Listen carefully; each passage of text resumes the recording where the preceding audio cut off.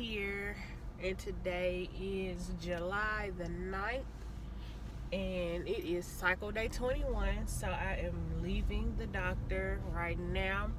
I got my progesterone levels tested, which they will send me the results later on this afternoon.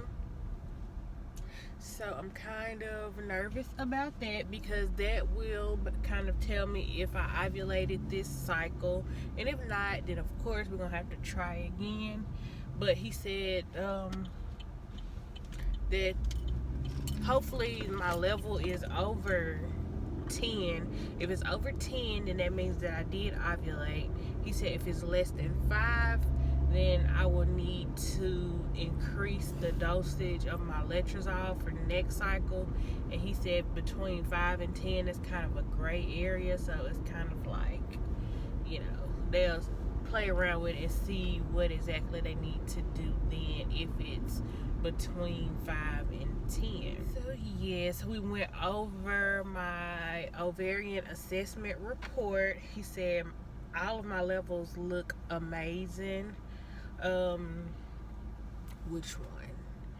It's one test called an AMH. Well, it's one hormone called AMH that they test for, and the normal range is between like 1 and 3.5, and mine was like a 14.4, I believe, which he said is pretty much indicative that I do in fact have PCOS, which he kind of told me that last time. So I was kind of expecting that. So he said in a way that result is somewhat of a false positive because my overall score is an 18. My overall egg retrieval score, which is what all of those hormones kind of give you an idea of. My score was an 18, which is excellent and above average. So he did say that because the AMH is so high and it kind of boosted my score up, he kind of said that he does feel like my quality is good.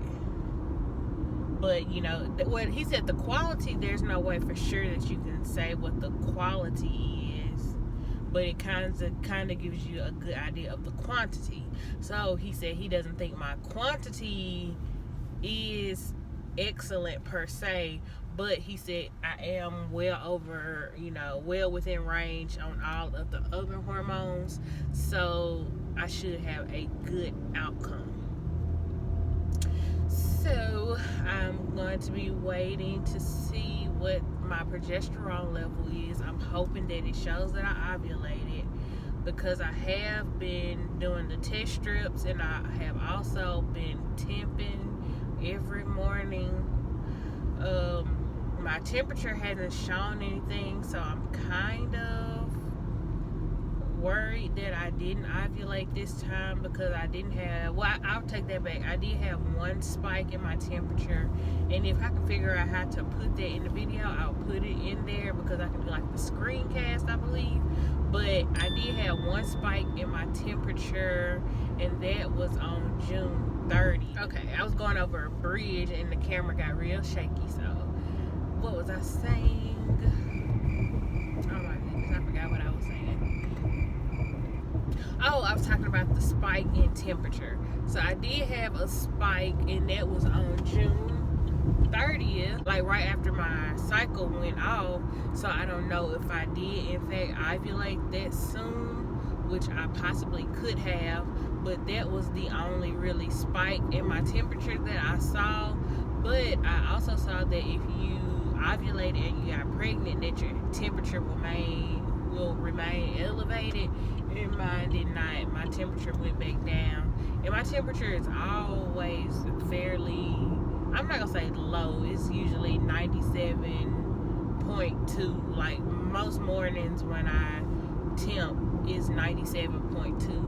I feel like it will be noticeable since my temperature is always around that lower range, but I don't know. And also they say with temping, it doesn't tell you that you're ovulating. It tells you that you have ovulated. I think I was testing the wrong time with my ovulation test, because I was treating it like a pregnancy test, and I was testing first thing in the morning, and I think I was supposed to test like more in the afternoon. They say you can test like about 10 a.m. but the thing with me is that's kind of the time that I wake up is around 10, so that's why I was just testing then, because that was around the time that they say you can test, but that also happens to be my first morning urine, so I may have been getting inaccurate results on the ovulation test. One day it did look like it could have possibly been a positive, but then when I went back and looked at it, it had faded. But they also say you're not supposed to read it after about 10 minutes, and it was well after 10 minutes when I went back to look at it again. But the first initial result, it looked like it could have possibly been a positive, and I think that was on the 4th of July, because I was using 2 different apps. I've started using Kindara because I've seen a lot of people talking about that, but I usually use Flow. That's what I've been using for a long time. And Flow said that I will ovulate on the 4th of July, and Kindara said that I'm not going to ovulate until this week. It's saying like tomorrow will be the day that I ovulate.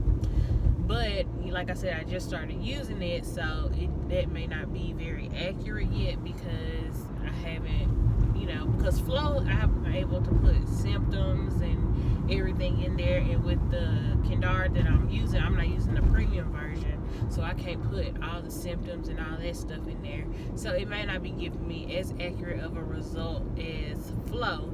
But I didn't take that for certain as the day that I would ovulate, because I'm so irregular. I don't think any app would be able to pinpoint it, honestly.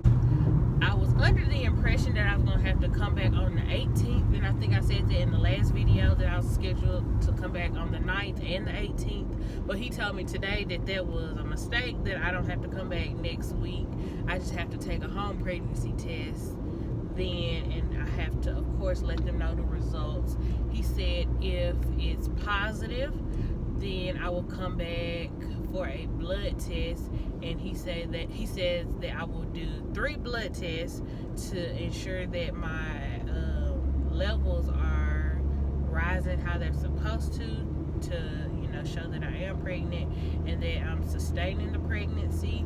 He said if it's negative, I also need to let them know that as well, and then they will start me on another round of the Letrozole, and depending on the progesterone level, I may stay at the 2.5 milligrams, or I may increase to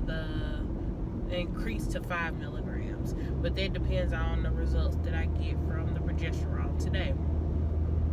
And I asked if the progesterone test would show when I ovulated. He said it won't show when I ovulated, but it will just show that I did ovulate if I did.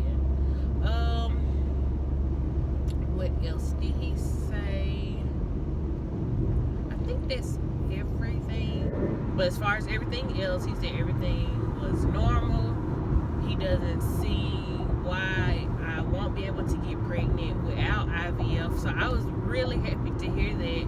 He said he's pretty positive that if we can't just get pregnant, just normally through just intercourse, then it's a pretty good chance that we will get pregnant doing the IUI, and the IUI is much cheaper than IVF. So I was very happy that he said he don't think we would have to resort to doing IVF. Another thing he mentioned is the genetic testing. So we were kind of going back and forth whether we want to do that or not. Of course, the doctor said, he would recommend it because being African American, we have an increased risk of carrying the sickle cell trait. And if we both are a carrier, he says our baby will have a 25% chance of having sickle cell. But that test is kind of expensive, so we don't know so we're kind of going back and forth. So if y'all have had that test done. Let us know below. Do you think it's worth it?